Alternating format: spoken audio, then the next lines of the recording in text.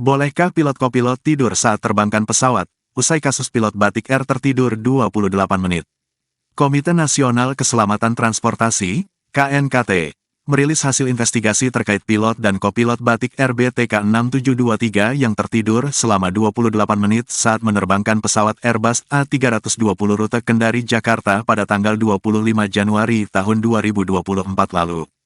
Berdasarkan hasil investigasi, peristiwa ini bermula pada saat pesawat berangkat dari Bandara Soekarno-Hatta Cengkareng, Banten, pukul 3.14 waktu Indonesia Barat menuju Bandara Haluoleo Kendari, Sulawesi Tenggara.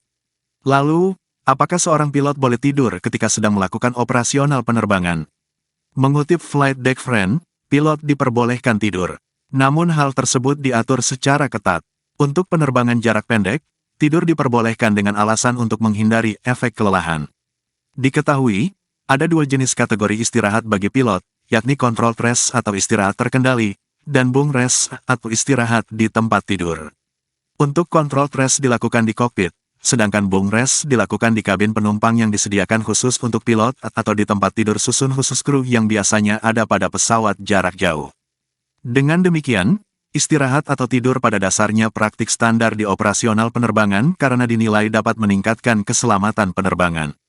Meski begitu, setidaknya ada satu pilot yang terjaga dan memegang kendali saat pilot yang lain tengah istirahat. Istirahat terkendali memungkinkan salah satu pilot untuk tidur hingga 45 menit selama fase beban kerja rendah.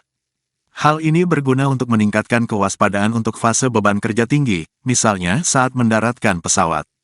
Prinsip istirahat terkendali ini setara dengan power nap. Paling ideal, pilot tidur selama 10 hingga 20 menit untuk membatasi tahapan tidur non-rapid eye motion, NREM, yang lebih ringan.